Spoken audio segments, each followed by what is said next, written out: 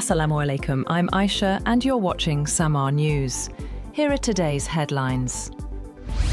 Iran's Foreign Minister Abbas Araghchi says his country will strike US military bases in the Middle East if American forces attack Iran, insisting the warning was directed at US forces and not the countries hosting them. In an interview at the conclusion of the first round of talks between Iran and the United States in Oman, Araghchi said no new date was currently set for the next round of nuclear talks with Washington. However, he said both sides wanted the new round to start soon. The White House is planning the first leaders' meeting of President Donald Trump's so-called Board of Peace on Gaza, tentatively set for February 19th. The meeting, expected to double as a fundraising conference for Gaza's reconstruction, would be held in Washington, a day after Trump meets Israeli Prime Minister Benjamin Netanyahu. Russia has launched more than 400 drones and around 40 missiles in a major overnight attack on Ukraine's energy sector, targeting power grids, generation plants and substations. President Volodymyr Zelenskyy said Moscow was choosing fresh strikes over diplomacy, warning that Russia was using winter conditions as a weapon. He urged countries backing peace talks to respond, saying Russia must be stripped of its ability to exploit the cold against Ukraine. The barrage of strikes comes as US President Donald Trump touts very good talks underway on Russia's war in Ukraine, hinting that progress could soon follow. Speaking aboard Air Force One, Trump said negotiations were active, but offered no details. However, President Zelensky said the United States wanted Russia and Ukraine to reach a deal to end the war before summer. He also said that Washington had proposed a new round of talks in Miami next week, and Kyiv agreed.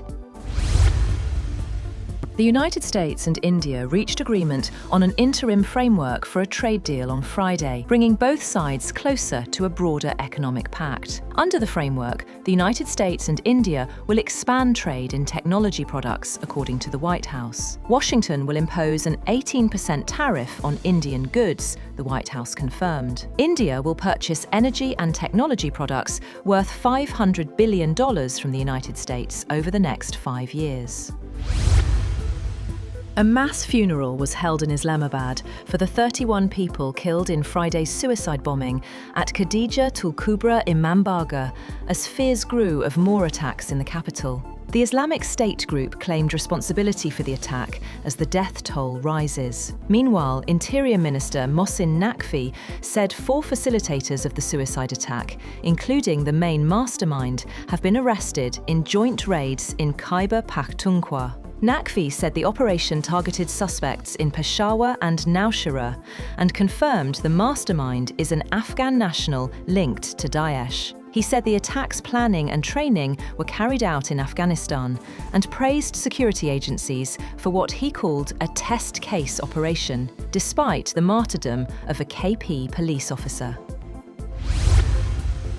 Several countries, including the United States, the United Kingdom, Saudi Arabia, Turkey, Iran, Russia, Australia and Germany have strongly condemned the terrorist attack in Islamabad that targeted worshippers. In a statement, the US Embassy said it strongly condemns the terrorist attack carried out in Islamabad, which resulted in the death and injury of innocent worshippers. United Nations Secretary-General Antonio Guterres has also condemned Friday's attack.